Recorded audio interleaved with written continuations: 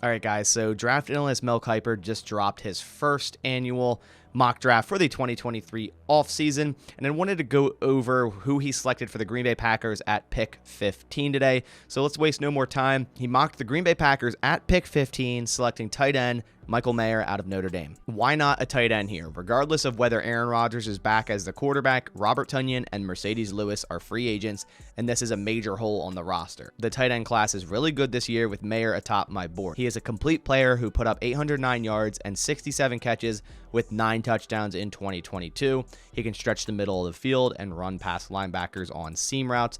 The only downside is he doesn't have super long arms, but he's ahead of the game as a pass catcher. Green Bay could also use younger talent in the front seven. The funny thing about this is 2 days ago I released a mock draft. Now, given it was a mock draft where the Packers were to trade Aaron Rodgers, but in that mock draft, one of the 2 first-round picks the Packers ended up with, I did select tight end Michael Mayer in one of those picks, and my reasoning was, the Packers really haven't had a tight end of that caliber in a very, very long time. And if you've been a part of my channel, you'll know I've always said I do not like drafting a tight end in the first round, but I feel like this situation is different. Now, one of the counter arguments here is the Packers don't often pick in the top 15 picks, so why waste it on a less important position, so to say, such as tight end, where you could get an edge player, a wide receiver, an offensive or defensive lineman, a much more important position than, say, a tight end, which I do somewhat agree with, because if we look at the track record of tight ends selected in the first round, last year we saw Kyle Pitts go 4th overall, and I would argue Michael Mayer isn't that far off of a Kyle Pitts. Now, Kyle Pitts was just a whole nother level,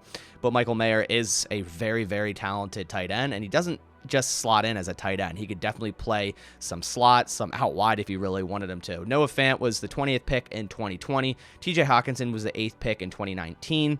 Hayden Hurst, the 25th pick in 2018, and then 3 tight ends went in the first round in 2017, which was crazy. O.J. Howard, pick 19, Evan Ingram, pick 23, and David Njoku, pick 29. Now, the running theme on all these guys, obviously, the verdict isn't out yet on Kyle Pitts, but all the other guys didn't have real success on the teams that drafted him. Noah Fant isn't on the Broncos. TJ Hawkinson, a very successful tight end this year, after being traded to the Minnesota Vikings, wasn't anything crazy on the Detroit Lions, considering he was an 8th overall pick. Hayden Hurst, not on the Ravens anymore. O.J. Howard, not on the Bucks anymore. Evan Ingram, not on the Giants anymore. Njoku is still on the Browns, but really hasn't lived up to that first-round selection. So my point here is, a lot of the times when a team selects a tight end in the first round, in future years, it really doesn't work out. They're not on their team anymore. They really haven't produced up to standards of that first-round selection, whereas all the top-tier tight ends around the league, the Travis Kelce's, George Kittle, Mark Andrews, all those tight ends are selected in the middle round. That's usually where you can find talent at tight end. It's kind of similar to running back, where you don't necessarily have to draft a guy early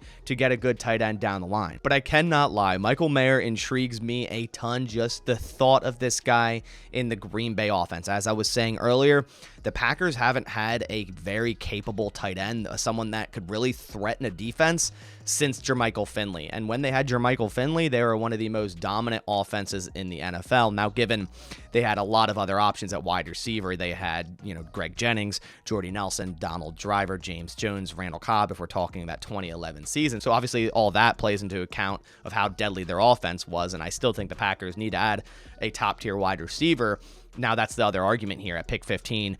Instead of adding someone like Michael Mayer, should you add someone like Quentin Johnston or Jackson Smith-Njigba, Jordan Addison, Zay Flowers? There's a bunch of other receiving threats that you could add, and a lot of people would argue that's probably the better idea than drafting a tight end there. But as I was saying, having a tight end, which we haven't seen in so long in this Packers offense, regardless if it's Jordan Love or Aaron Rodgers, definitely excites me. He is currently 17th on the PFF big board, so right around where the Packers would pick. I do think he'll be there when the Packers pick. Now, another team before them could pick him, but I guess we'll see what happens. It's still so early. It's still January, so obviously a lot will change from now until the draft. But Michael Mayer does look like he could be a real weapon in the NFL in the right system. 6'4", 265 pounds. Another important thing to note is he's only 21 and a half years old, so he's still extremely young, and he could even get better. If we go ahead and bring up his PFF stats here, we see that amazing grade in 2022 obviously sticks out, that 92.5 grade. Also had a good grade in 2021, that 80.6.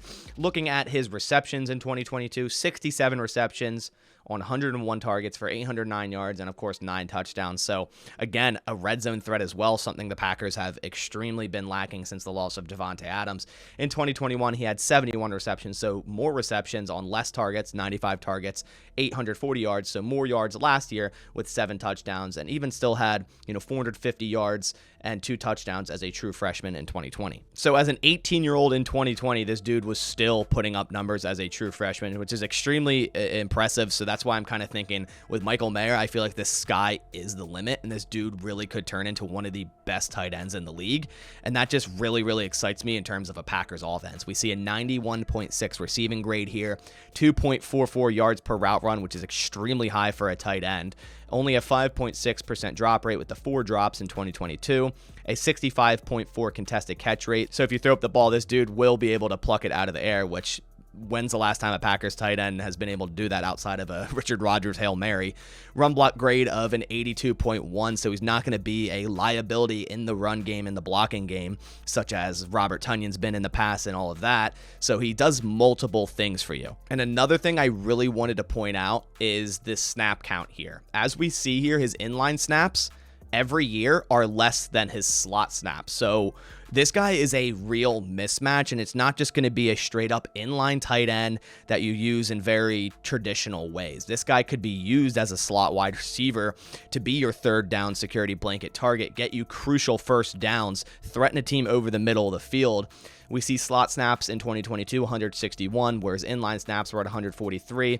Same thing in 2021, 227 slot snaps compared to 172 inline snaps. And in 2020, same thing, 181 slot snaps and 134 inline snaps. And another great thing about him is he's been available. He's rarely ever been hurt, 12 games the past 3 years, all 3 seasons. Then if we go into the more in-depth stats for tight ends, we see missed tackles forced 12, that's tied for 8th in the nation. Deep catches 8, which is tied for 1st. Contested catches 17, which is 1st.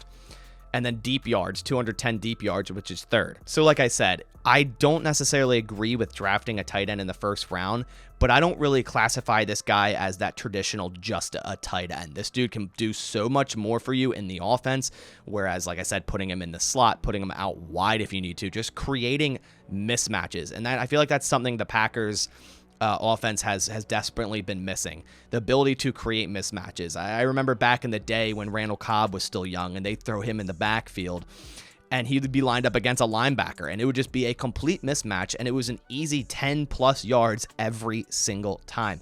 So if that's the case with Michael Mayer, where you put him in the slot and the defense is in the wrong alignment or wrong packages, and they have a linebacker, a slow linebacker, or even a small nickel corner over him, Michael Mayer is going to win that matchup. And unlike most tight ends that have been on the Packers roster, this guy is a real deep threat. Looking at his receiving depths here on PFF, deep 20-plus yards this year, 8 receptions on 11 targets, 210 yards, and 4 touchdowns, a 99.9 receiving grade. Medium 10 to 19 yards, 12 receptions on 24 targets, 212 yards and 2 touchdowns, a 95.3 receiving grade. So as I said, he could just be way more than a tight end, and if the Packers do decide to go this route with pick 15, I'm on board. I really do think someone like Michael Mayer could help this Packers offense. Like I said, regardless of if it's Aaron Rodgers or Jordan Love, I think he would help both quarterbacks equally. I think Aaron Rodgers has desperately been missing a tight end, a very skillful tight end, since obviously Jermichael Finley. And then if the Packers move on to Jordan Love, having someone like Michael Mayer, a crucial security blanket target over the middle of the field, would help his progression a lot as well. And to reiterate, as Kiper said, the Packers are extremely thin at tight end. Mercedes Lewis, an impending free agent. If Aaron Rodgers doesn't come back, will the Packers retain him? I still think they should. I think he still gives a lot to this offense in terms of a blocker, but obviously he's not a receiving threat. Robert Tonyan is a free agent. Will the Packers retain him after a very down year after his torn ACL? Who knows? I think it maybe could be a prove-it one-year deal, but we kind of already seen what we get from Robert Tonyan. Sure, the 2020 season was great, but I do believe that was an outlier. Robert Tonyan isn't really going to wow you as a tight end. You're not going to be able to throw deep to him consistently. He's not going to be the guy to go over 100 yards in a game. So getting someone like Mayer in the building, I think, would be crucial. Because as of right now, Josiah DeGuara is really the only tight end under contract for the Packers. Now, obviously, there are a ton of other needs on this Green Bay Packers football team: safety, edge, tackle even, and wide receiver, of course, just to name a few of the Packers' biggest needs this upcoming draft. And like I said earlier, a lot of people would argue, myself included, that some of those other positions, such as edge, are more important than a tight end. But if the right guy doesn't fall to pick 15, and you think Michael Mayer would add a lot to this Packers football team on offense, which I do believe he would, I think you go out and get that guy. But I want to hear your guys' thoughts down in the comments below. I know there's going to be a lot of conflicted comments there, because I know there's a lot of people that are really against anything tight end or low tier position value in the first round, but then there's also people that are really, really high on Michael Mayer, and I think I'm more on that side just because of what he is, not the fact that he is a tight end. Also, guys, there are only 5 days left to get in on this Packers giveaway. This full-size white Aaron Jones signed Packers helmet, really, really sick helmet. If you guys haven't entered in this already, what are you doing? To enter in this giveaway, simply go to pristineauction.com, register on their website using my code BASS, B-A-S, and you'll be entered in this giveaway and all future giveaways. I do one every month. But that about does it for this video. Thanks everyone for watching. I'll catch you on the next one. As always, go Pack Go.